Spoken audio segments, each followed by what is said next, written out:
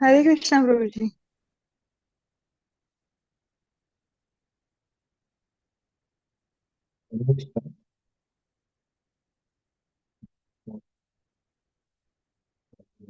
You are ready.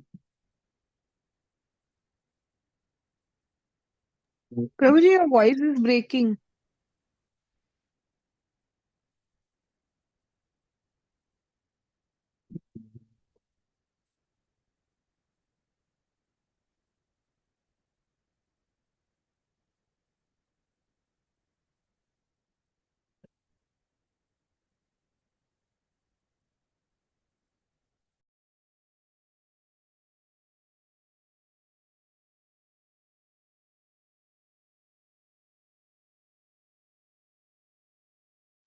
Okay, Hare Krishna.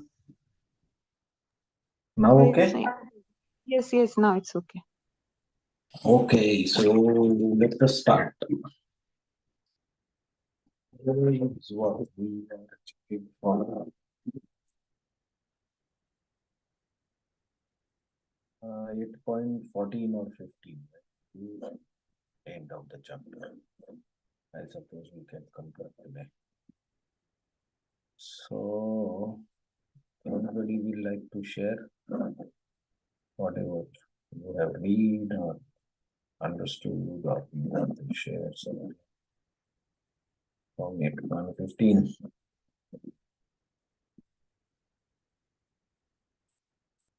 This is what attaining the supreme. So,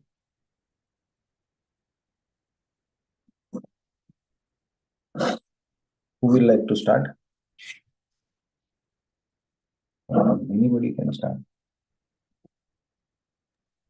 Hare Krishna. Hare Krishna.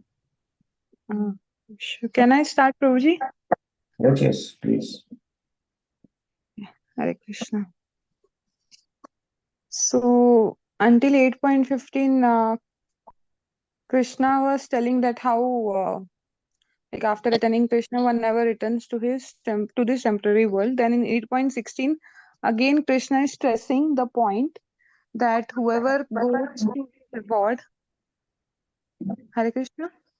Yes. Whoever goes to his abode never takes birth again in this material world. And also is mentioning that in the material world, from the highest planet to the lowest, there is repeated birth and death and is a place of misery. Like there are miseries all over the places, like whether it's highest planet or the lowest planet.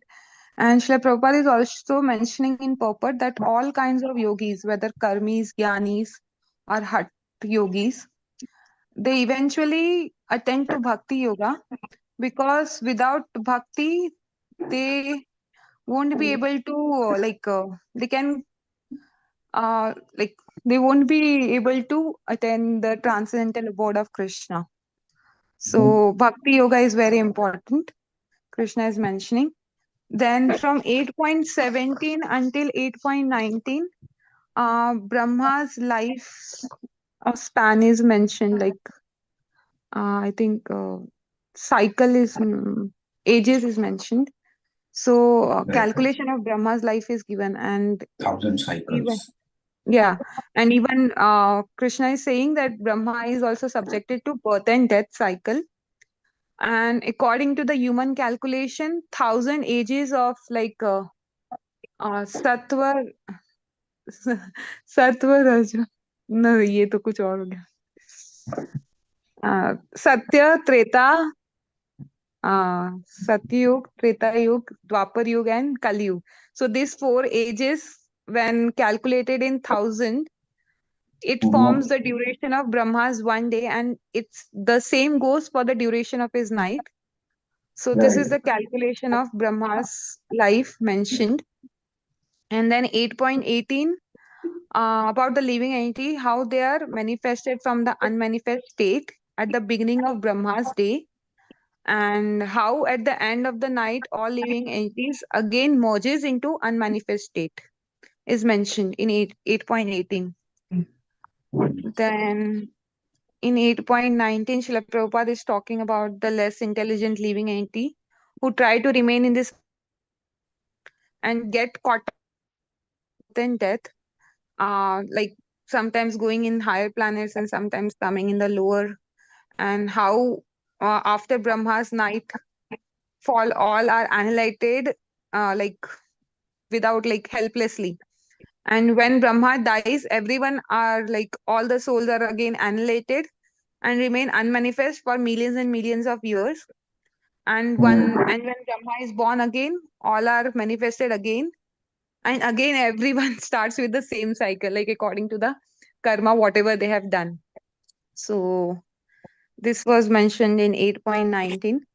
And Mm. even like Prabhupada is mentioning, but the intelligent people, they take to Krishna consciousness and they utilize their time of human life, human form of life in bhakti, and they transfer themselves to Krishna's supreme abode.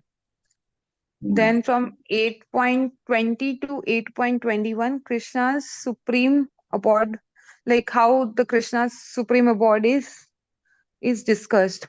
So in 8.20, description of Krishna's supreme abode is mentioned and how it is eternal and is transcendental to this manifested and unmanifested matter. It is supreme, never gets annihilated, and remains as it is. In 8.20, it is mentioned. Then in 8.21, it is mentioned that it's like again describing about his supreme abode, which the Vedantists or the philosophers they call as infallible or unmanifested supreme destination, and one who goes there never returns. So in the purport, Srila Prabhupada is mentioning about the Brahma Samhita verse, Chintamani and Venu Kwanantam verse, wherein the Mhm. description of spiritual abode is mentioned. Right, So right. in that, like in the Chintamani, Prabhupada is mentioning about like how Golok Vrindavan is and how there are full of places made of touchstone. There are also trees called desire trees that supply any type of eatable upon demand, and there are cows known as Surabhi cows which supply a limitless supply of milk. So, and then this is the verse of Chintamani. So, and hundreds and thousands of goddess of fortune, they serve Krishna. So, and then in the Venum Kwananta, he's like the personality of Krishna is mentioned, how he is how he blow his flute, then how he is most attractive, like his eyes, and like his specification is given in the purport. Mhm. And then in 8.22, again Krishna is mentioning about the pure devotional service or unalloyed devotion, because by this only one can attain Krishna. So regarding unalloyed devotion, I'm remembering the verse from Chaitanya Charitamrita, actually, wherein the verse mentions is Anyabhilashita Shunyam Jnana Karmadinavritam Anukulyena Krishnanushilanam Bhaktir Uttama.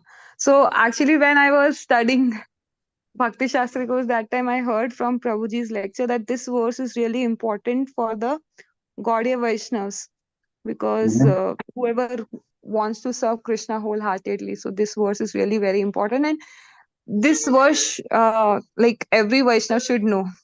So I was remembering this verse. Mhm. So this verse means that if one wants to do any unalloyed devotion, and if he wants to, or like what is the first class devotional service? So, Prabhuji, one second, sorry.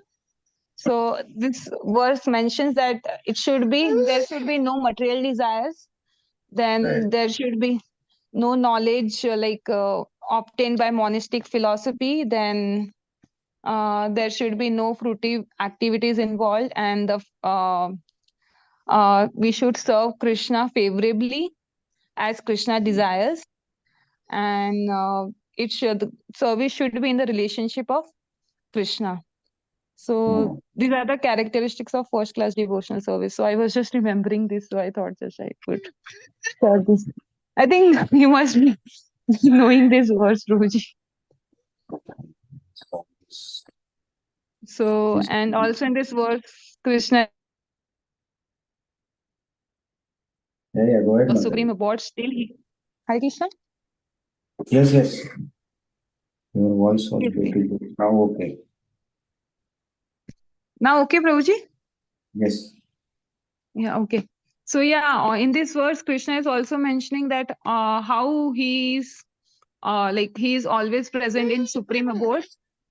Still, he is all pervading by his material energy. So, he is present everywhere in material and in spiritual universes. And he is also sustaining everything by his two energies called internal and external energies. So, sorry for the Parth is crying. No problem. Yeah, so then from 8.23 to 26, it's mentioned about the souls passing away duration, Right. like in 8.23, Krishna is explaining about the different time periods of passing away of the soul by which yogi comes in this world or not. So Srila Prabhupada in purport mentions that for the surrendered souls, like who are in complete Krishna consciousness, these things doesn't matter, and they don't care also because they leave everything on Krishna. Right. And by leaving everything in Krishna's hand, they happily go back to Krishna's abode also. So, but for the other yogic process, who are into Gyan Yogi, Hat Yogi, or Karma Yogi, so, Mhm. so these things play an important role. So they actually um, they count these things, I think, especially the Gyan Yogis. Mm. So then in 8.24, Srila Prabhupada, again mentions in purport that for pure devotee in Krishna consciousness, there is no fear of returning, whether he leaves the body at an auspicious or inauspicious moment, or like by accident or by arrangement. So in 8.24, it's mentioned that whoever leaves the body in uh, fire or light or fortnight of the waxing moon, or when the sun travels in the north during 6 months duration at an auspicious moment of the day, doesn't come back.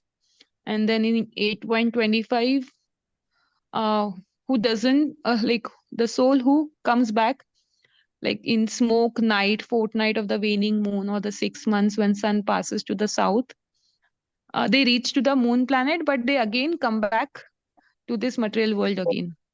Yes. Then in 8.26,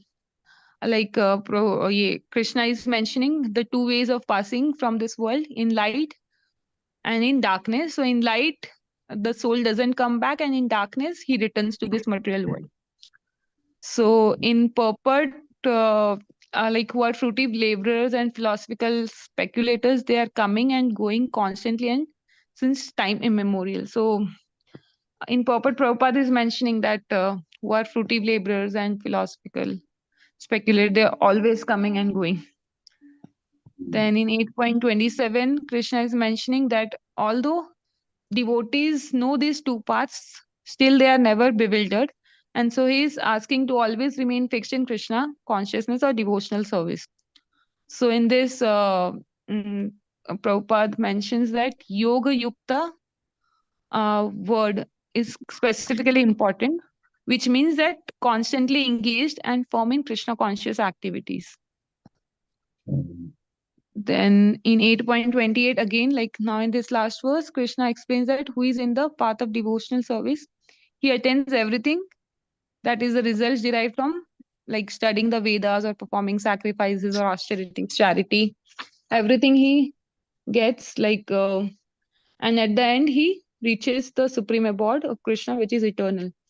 So I really like the point Srila Prabhupada mentioned in the purport, like the beauty of Krishna consciousness is that just by one stroke, that is by engaging in devotional service, one can surpass all the rituals of the different orders of life. Then in purport also, the like in association with devotees, one should understand these chapters and not by scholarship or mental speculation. So, like Prabhupada is mentioning in the purport that we should always learn these chapters, or like we should always learn this Bhagavad Gita from devotees only, because by them only we can learn and understand, not by like our mental speculation or anything. And whoever have little faith also in Bhagavad Gita, they can understand everything from a pure devotee who is actually engaged in Krishna consciousness. So this was my understanding, Prabhuji. Thank you. Thank you, Mataji. Hare Krishna. And understood only by devotees. No one else can perfectly understand the purpose of Bhagavad Gita, right? Therefore, one should learn Bhagavad Gita from devotees of Krishna, not from mental speculators. This is sign of faith. Yes, Mataji, very nice. Important point. Okay, thank you. So, any additions from anyone or any specific points or some realizations, some insights? Yes, Mataji. Hare Krishna Prabhuji. So Yeah. I had like a couple of realizations when I was going through this chapter. Like some things, the way I perceived some things changed a little bit. So Mhm. earlier in our childhood, when they teach us religion or morality, they tell us like you can go to heaven or hell, and in heaven like you'll have all these good things, and in hell you'll be punished for your sins. So that kind of the is the first introduction to being towards sattva guna. But then when Prabhupada describes in his purport like what you can find in Golok Vrindavan, what all is the desires that are fulfilled, we see that actually from the sattva guna towards the sattva guna, you actually transcend and move towards bhakti.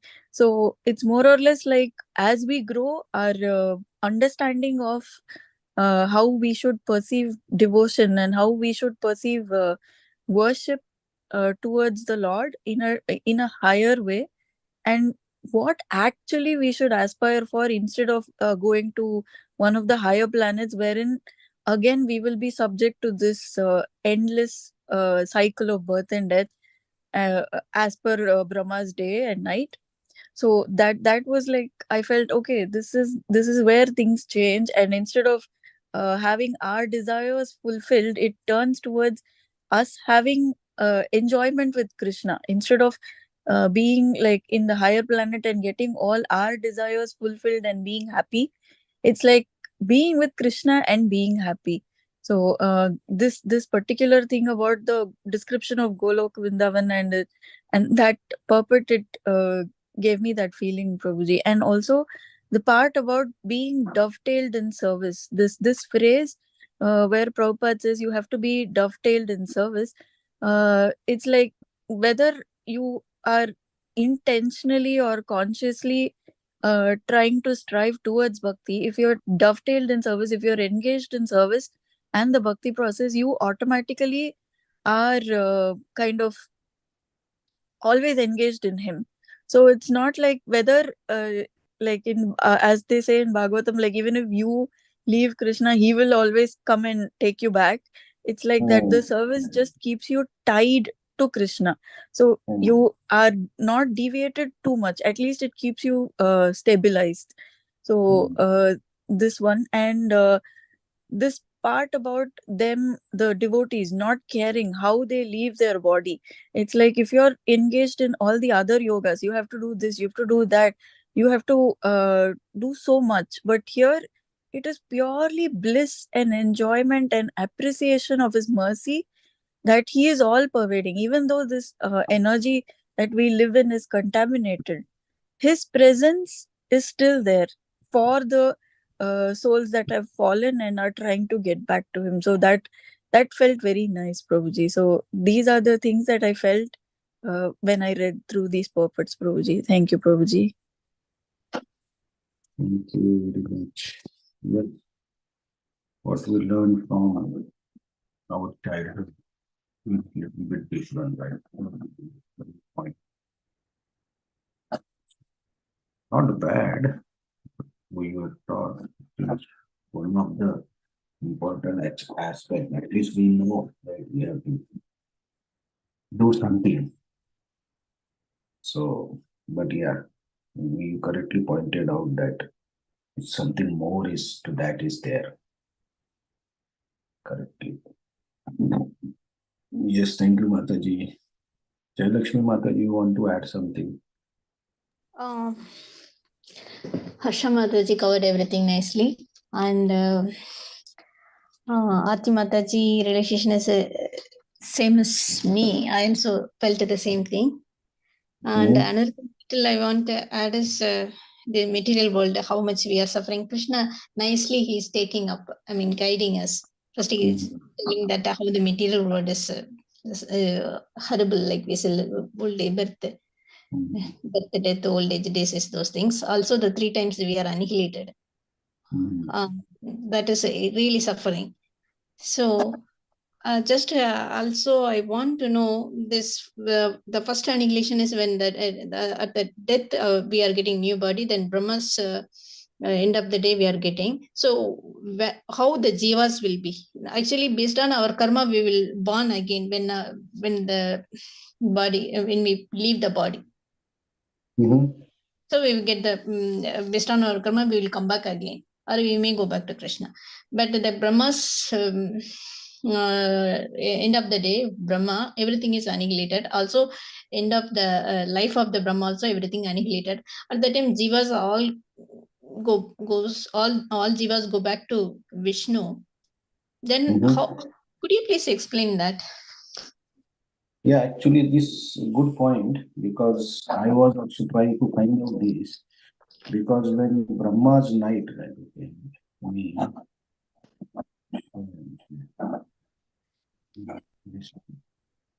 right, so because when Brahma day and night is described, right, the purpose is okay, because why we should strive to go to the eternal abode, right? That question comes, right? So then Krishna tells, okay, because Brahma's lifespan, though it is very long, it has end, right? So that is Krishna telling that it's not eternal. Right? Eternal is only spiritual world. And what is that? That is Krishna's abode. Right? And Krishna's abode attained by Bhakti. Right? So that is attaining the Supreme is the chapter's name, right? So Krishna also explained, like, okay, what Mataji was saying, this material destination is not our. So when Krishna explains about this Brahma's day and night, right? The cycle, like your question, right? There are different types of annihilations also. When we say complete annihilation, everything goes into Vishnu. Right? Everything means all the universes. Right? But when Brahma sleeps, he has to wake up again. Right? So what? When Brahma sleeps, it's happening within the universe, within one universe. Right? At that time, the universe itself is there. It's not finished, because when Brahma takes birth, again everything appears. Right? So I was also checking, like, when this Brahma sleeps, right? He goes to sleep after 12 hours. So there is partial annihilation. Okay. Yes. So in that, not all the universe is dissolved. Right? Yes. The upper planets are still remain. Right? And where the jivas will go. Right? So Vishwanath Chakravarti Thakur, when he is in his purport of 18th verse, okay, in the 18th verse, at the coming of day, I'm just reading, okay, all things become manifest from sleeping state of Brahma, and at the approach of night, they again become unmanifest. Right? So here the word used is not annihilated, it's manifest or unmanifest, right? So it's not visible. Those who from inferior residing within the 3 planetary system perish day after day. And Madhusudan Saraswati says the word Avyakta refers to Brahma in his sleeping state. Okay. Means unmanifested means what? The Brahma in his sleeping state, not the total dissolution. Okay. Since during the daily creation and dissolution of the universe, the elements remain intact. Okay. So the 24 elements will be there. Then, from a sleeping state, avyaktat, through Brahma, the places of enjoyment in the form of bodies and objects of enjoyment manifest. Vyaktaya becomes suitable for use. So they are there, but they become suitable for enjoyment. Okay, so what happens at the coming of night when Brahma sleeps? Everything disappears within him. Okay, so this is the purport by Vishwanath Chakravarti Thakur. Right? So he gives the insight that during this partial evolution, it's not that the 24 elements are gone; they are still there because, but they are not visible. And where are they? He says everything disappears within him. So here him means what? We are talking about Brahma. We are not talking about Krishna or anything. So within him means it's within Brahma. Okay. That is what Vishwanath Chakravarti Thakur is writing. Okay. So I'm not sure like the way the creation is explained, right? When Brahma was there, Brahma is the first creator in the universe, right? And then everything appears, right? Correct. So that is the explanation of Bhagavatam. First, only Brahma was there, and the water was there, and the lotus flower was there. Then he created everything. Right? So, everything created by Brahma, and here Vishwanath Chakravarti Thakur said everything disappears within him. So, Brahma, as the most powerful entity in one universe, has that power also, right? Given by, of course, Vishnu, Krishna. So, that is why he is able to create again. He stops and he creates also. Right? So that is Brahma's power. Right? That is, I suppose, that is answer to your question, right? Yes, I understood. So the third annihilation only all jivas goes to Vishnu, Mahavishnu.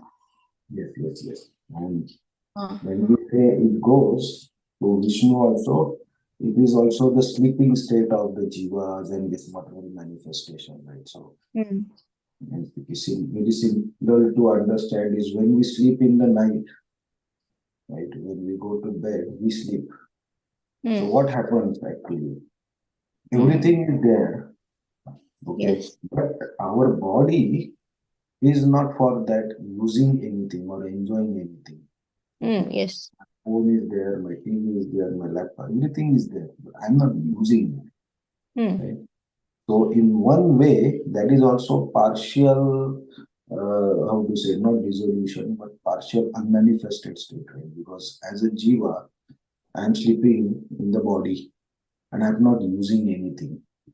But when the morning comes, then again I wake up, then everything becomes manifest. I start using those things. So this is the simple way to understand how when Brahma sleeps, the laptop is there, everything is there, but not suitable because jivas are sleeping. Right? So I think that is one way to easily understand how it is working. Yes, it's easy to understand. Thank you so much, Prabhuji. Then jiva's desire will be there. How's it? So when because when we sleep, we have the same desire. When we get up, we are doing the same thing. The jiva holds the desire. How about that mind and intelligence false ego? That also with the jiva that time? No? Yes. Yes. Because the desires and attachments, everything in that right, mind and that holds everything. Right? So it's also it's also with jiva. Okay, when the creation takes place, everybody gets it based on their desire, get the body like a tiger, lion, human, or anything. Okay, thank you so much. And like if I sleep in the state of say tiger, I wake up in the state of tiger because I had those desires. And that time it stopped. So again, I start from there only. The tiger I only. change the body. So Okay. I restart this. Just like in the morning, I restart my activities with the same body. Yes. Like that. Yes, the human body is very valuable to realize Krishna and to go back to Krishna. Really. Thank you so much. Thank you so much for that nice explanation. Thank you. Prabhuji, can you give the example of a laptop again? Sorry, I didn't hear it properly. Yeah, means we were talking about like what is this unmanifested state, right? How to understand. So I was giving an example like, okay, Brahma's day or night, there is partial resolution. So Vishwanath Chakravarti Thakur says the 24 elements are intact. They are there. And so how to understand this? Like, and every day we go to sleep in the night, right? Everything is there. The laptop is there, the phone is there, my house is there, my car, everything is there. What is missing? The unmanifested thing that is missing is the person who was using all these things, right? So the jiva and the body, right? So when I sleep, I don't use all these things. So they remain as it is. But when in the morning I wake up, then again I use my laptop, I use my phone, the car, everything. Right? So nothing changes. The jiva is not there. So the enjoyment and things are not used. So Vishwanath Chakravarti Thakur also said the same thing when Brahma sleeps. It's a partial revolution and everything goes within him. So Brahma. And when he wakes up, then everything becomes suitable for enjoyment. Means the jiva comes and the jiva starts using the things, right? And that's how we should understand. So I gave that example of in the night when we sleep, how things are there, but we don't use it. So we are sleeping means what? We are unmanifested to this material world, jiva as and body. Okay. Thank you, Prabhuji. Thank you so much for repeating me. Hare Krishna. Okay, few points I feel interesting in this chapter, right? Actually, of course, we are talking about attaining the supreme, right? And why to attain? Because it is eternal. Right? And if we don't aim for this, then everything is temporary and it's just loss of everything. Right? Then actually these two paths, right, that Krishna explains 24 to 26 in the light and in the sun god and all those things. Right? Srila Prabhupada also gives in this purport. But this point, like I read this purport several times, but I didn't click me, maybe clicked others, but it click me how it works. Right? So what is the connection of this, right? Sun god and fire god and Shukla Paksha and Uttarayan. What is the connection of these things? Right? So Srila Prabhupada in the beginning of this purport only he writes actually. That's very interesting. Note this point. So how it works is when the jiva passes or left the body during this time, what happens? Like fiery god, they are like, what is this like? Because each element has the in charge, right? So, or we say the deity. So day has deity, night has deity, fortnight has deity, and Dakshinayan has deities, Uttarayan has deities. Everything has deities, right?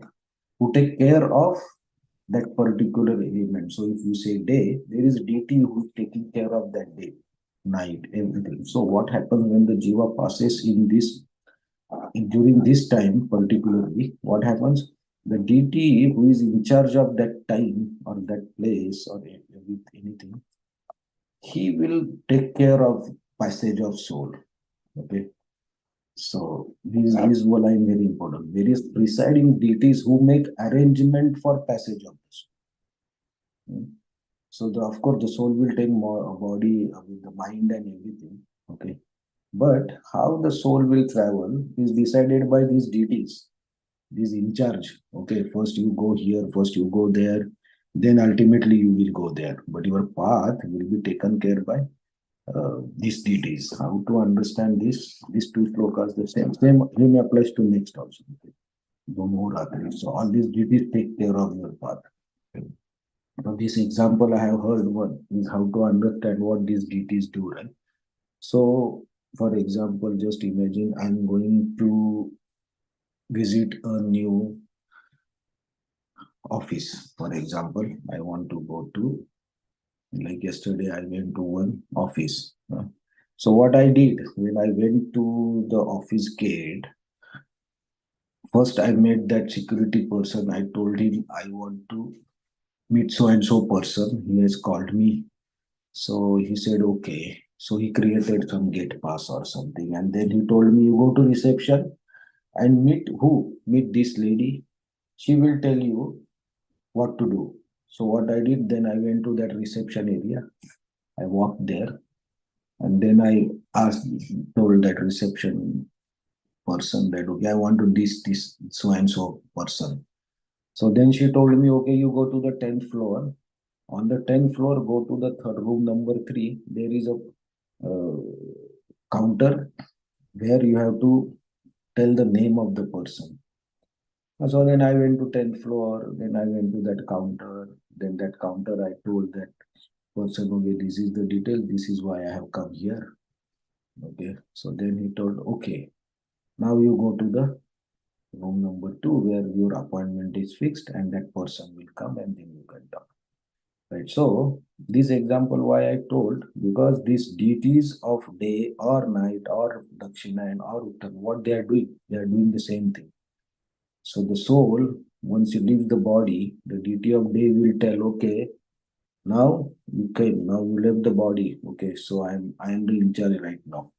Okay, because you left the body in the day, I am the in charge. So now what do? You go to next fiery god. Okay, you go there. He will tell you what to do. So like this, the soul passes through different phases and different areas of this material world and ultimately go to the destination that he is uh, deemed for. So what is the destination there? Like he will return or he will not return, right? So then path of light is what? Like this it is explained, right? And like Mataji explained, it is for Gyanis and Yogis. So the Gyanis and Yogis who have attained the perfection, ultimately where they will go? They will go to Brahma Jyoti or the Brahman. That is their destination. And there they will not return, right?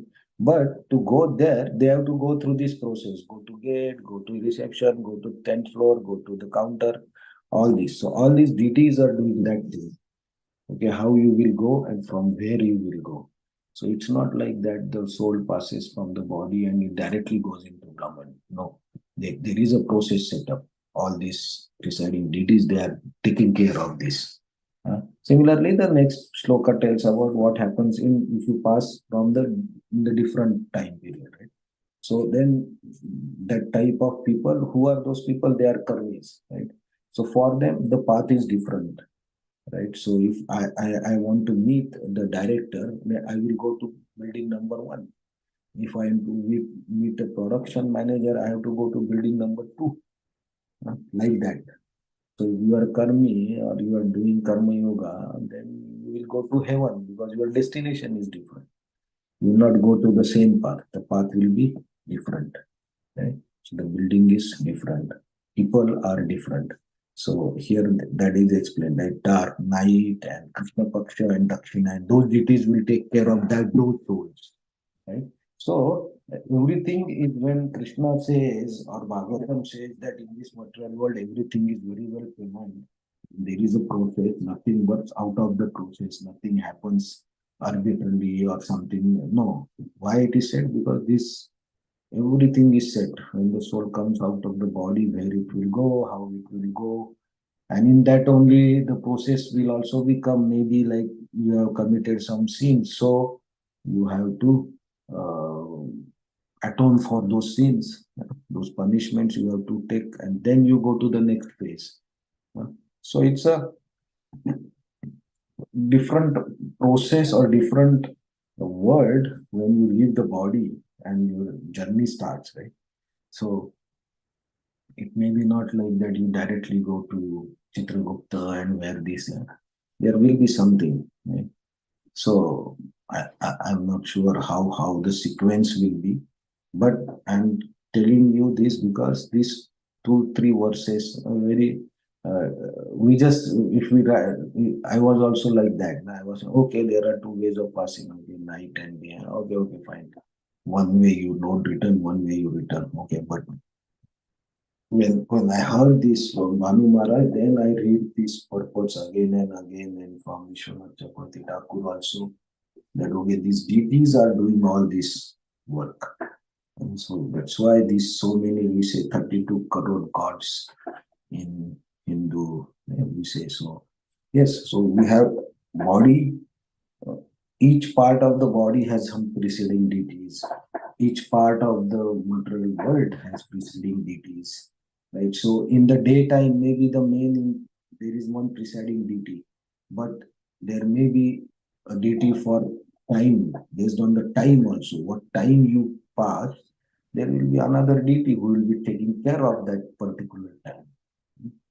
So that's why there are so many gods which we don't know how this is working, but there is a process. So Krishna is then saying, okay, there are this process of how to pass everything, but this is are for karmis and jnanis, because Krishna has already explained about jnani, karmi, yogis, right? So they have different aims. So you go to Brahman, you don't return. And then Krishna goes to the devotees. Okay, for devotees, you don't worry because you are doing a thing which is beyond the gunas and even the feel. So for you, the destination will be completely different. And the path will be completely different. Krishna says, you do bhakti, I will take care of everything. Right? So the Krishna will arrange how we will pass and how we will go. Right? So that is different. So he says, okay, so bhakti yogi is the best. Right? Because he understands his glory, Krishna's position and Krishna's supremacy, in 7th and 8th chapter. And then he does bhakti.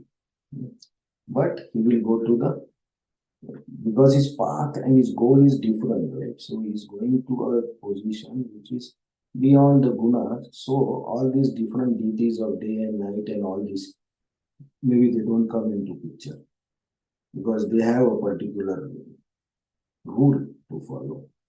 Right? But if I'm doing bhakti, it's totally different.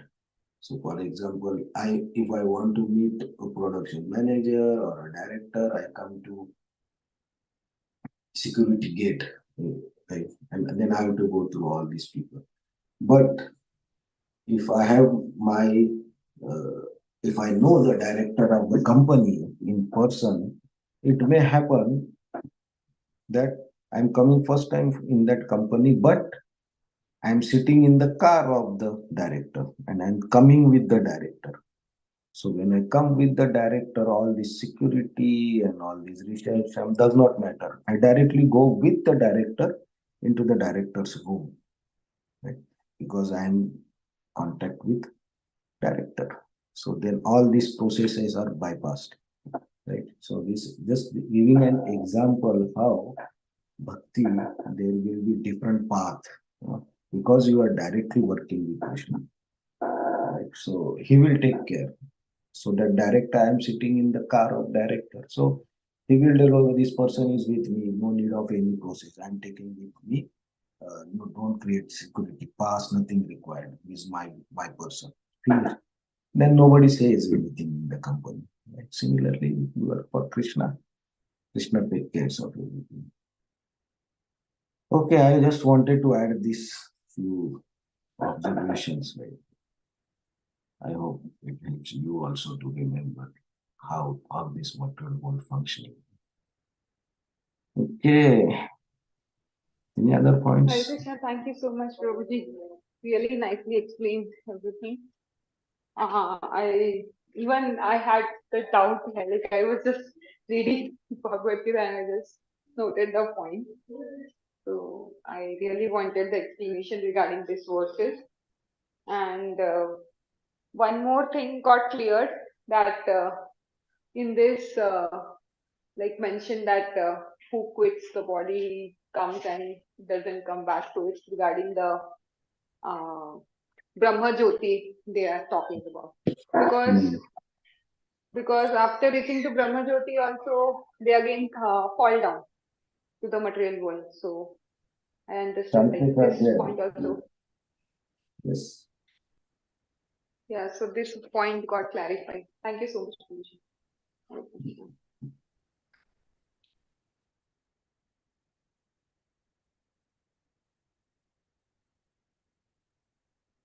Okay.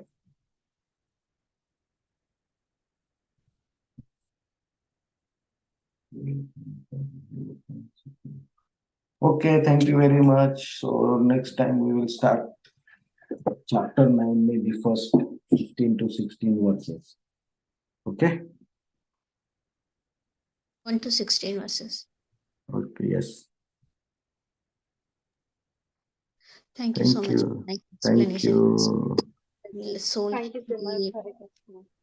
Thank you very much for the wonderful explanation, Prabhuji. Hare Krishna, Prabhuji. Hare Krishna. Thank you. Hare Krishna.